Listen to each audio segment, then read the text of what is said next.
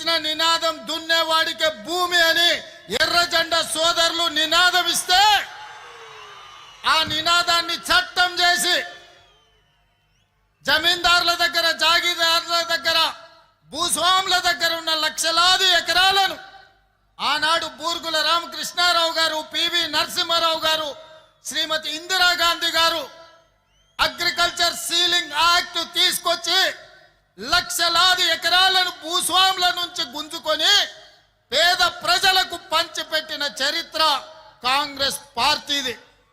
అదే విధంగా రైతు కూలీలు వెట్టి చాకిరి చేస్తుంటే, దొరల గడీల దగ్గర బానిసలుగా బతుకుతుంటే, వాళ్ళ హక్కుల కోసం వాళ్ళ రక్తాన్ని చెమటగా మార్చి గడీలలో గుమ్మీలు నింపుతుంటే రైతు కూలీ చట్టాలు ఉండాలి, రోజుకు 8 గంటల శ్రమకు కూలి ఇవ్వాలి అని మీరు పోరాటాలు చేస్తే కనీస వేతన చట్టం తీసుకొచ్చి ఆ కార్మికుల కోసం, కర్షకుల కోసం చట్టాలను, శాసనాలను చేసింది కాంగ్రెస్ పార్టీ.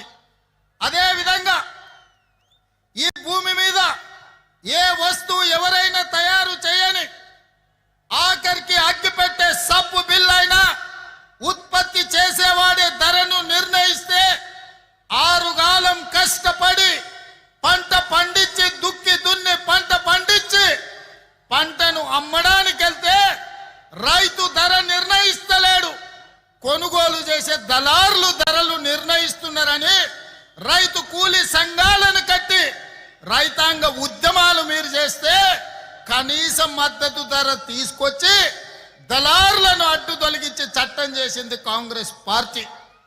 మిత్రులారా, ఆనాడు రిజాకర్లకు వ్యతిరేకంగా, నిజాం నవాబులకు వ్యతిరేకంగా సాయుధ రైతాంగ పోరాటాన్ని నిర్మించి ఆనాడు 4000 మంది ఎర్ర జెండా వీరులు నేల కొరుగుతేనే ఆనాడు మీరు నిర్మించిన సాయుధ రైతాంగ పోరాటమే తెలంగాణ రాష్ట్రానికి, హైదరాబాదు రాష్ట్రానికి విముక్తి కలిగించడానికి పునాదులు పడ్డాయి.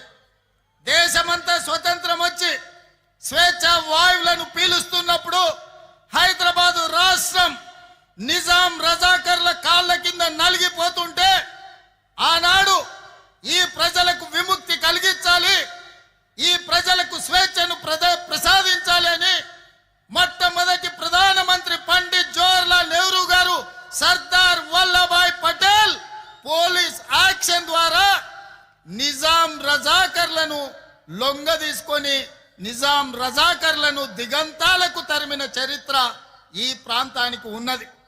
ఆనాడు జరిగిన సాయుధ రైతాంగ పోరాటంలో పుచ్చలపల్లి సుందరయ్య గారు కావచ్చు, చెన్నంనేని రాజేశ్వరరావు గారు కావచ్చు, అలా చెప్పుకుంటూ వెళ్తే ఆ తర్వాత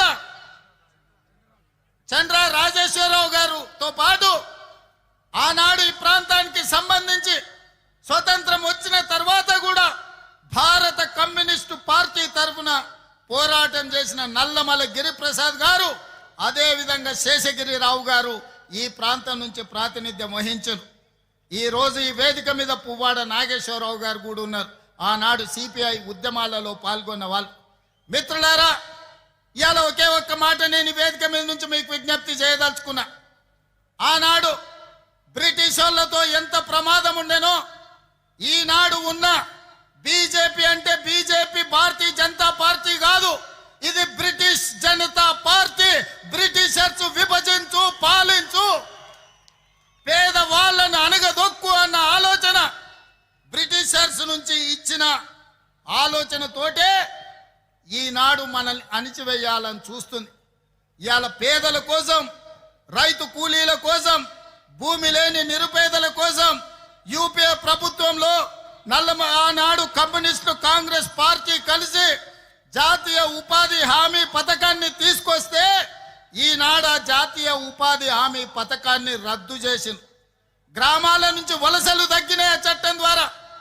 గ్రామాలలో కూలీలు తమ కూలిని తాము నిర్ణయించే శక్తి జాతీయ ఉపాధి హామీ చట్టం ఇచ్చింది. ఇవాళ అదానీ అంబానీలకు కూలీలు దొరకడం లేదు, ప్రజలు వలసలు పోవడం లేదు, నగరాలు వలసలు పోయే రోజులు మారిపోయి మొన్న వచ్చిన కరోనా సమయంలో ఈ దేశంలో ఉండే పేదలను ఆదుకోవడానికి జాతీయ ఉపాధి హామీ పథకమే ప్రయోజనం చేకూరింది.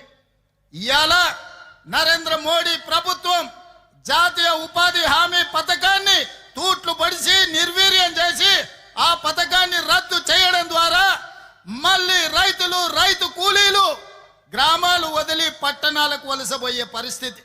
పట్టణాలకు వలసెళ్తే మళ్ళీ వెట్టి చాకిరి వస్తుంది. అదాని అంబానీలకు అగ్వకు సగ్వకు కూలీలు దొరుకుతారు. అందుకే ఈనాడు నరేంద్ర మోడీ గారు ఈనాడు కార్పొరేట్ కంపెనీల చేతిలో కీలు బొమ్మగా మారి జాతీయ ఉపాధి హామీ చట్టాన్ని రద్దు చేసి మళ్ళీ మల్టీనేషనల్ కంపెనీలకు మన హక్కులను తాకట్టు పెట్టే ప్రయత్నం చేస్తున్నాడు. అందుకే మిత్రులారా, ఈనాడు దేశంలో మొదటి స్వతంత్ర ఉద్యమంలో బ్రిటిషర్స్ ని దేశం నుంచి తరిమినాం. దానితోని మనకు స్వేచ్ఛ వచ్చినట్టు కాదు. నిజమైన స్వేచ్ఛ, కమ్యూనిస్టులు కోరుకున్న స్వేచ్ఛ, దోపిడీ ఆగాలి, పేదలకు మేలు జరగాలి, రైతు కూలీ హక్కులను కాపాడాలనేదే మీ పోరాటం. ఆ పోరాటానికి అండగా నిలబడ్డది కాంగ్రెస్ పార్టీ. మీ పోరాటాలను, మీ నినాదాలను చట్టాలు, శాసనాలు చేసి ఈ దేశంలో రైతాంగాన్ని ఆదుకున్న పార్టీ కాంగ్రెస్ పార్టీ. ఈరోజు ఈ దేశంలో రాజ్యాంగాన్ని మార్చడానికి, పేదల హక్కులను కొల్లగొట్టడానికి మొన్న జరిగిన ఎన్నికల్లో భారతీయ జనతా పార్టీ 400 సీట్లు అడిగింది రాజ్యాంగాన్ని సమూలంగా మార్చాలి అని. కానీ ప్రజలు, కమ్యూనిస్టులు, కాంగ్రెస్ పార్టీ, మా నాయకుడు రాహుల్ గాంధీ గారు అందరితో నిలబడి కాంగ్రెస్ కు అధికారం ఇవ్వండి, ఒకవేళ బీజేపీకి 400 సీట్లు ఇస్తే రాజ్యాంగాన్ని సమూలంగా మారుస్తారు, రిజర్వేషన్లు రద్దు చేస్తారని ప్రతి గ్రామానికి వెళ్ళి చెప్పిండు.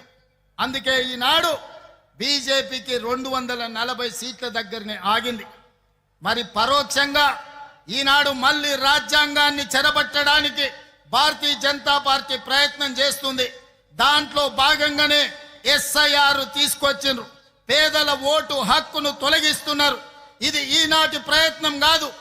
ఆనాడు భారత రాజ్యాంగం ఏ విధంగా ఉండాలో డాక్టర్ బాబాసాహెబ్ అంబేద్కర్ ని చైర్పర్సన్ గా పెట్టి కాన్స్టిట్యూయెంట్ అసెంబ్లీలో చర్చ జరిగినప్పుడు గోల్వాల్కర్ సిద్ధాంతం నమ్మినోళ్ళు పేదలకు ఓటు హక్కు ఉండొద్దు అన్నారు. ఆనాడు డాక్టర్ బాబాసాహెబ్ అంబేద్కర్, మహాత్మా గాంధీ గారు పేదలకు ఓటు అనే హక్కు ఆయుధాన్ని చేతిలో పెట్టి పరిపాలన చెయ్యడానికి ఎవరు ఉండాలో నిర్ణయించమనే అధికారం ఇచ్చిండు.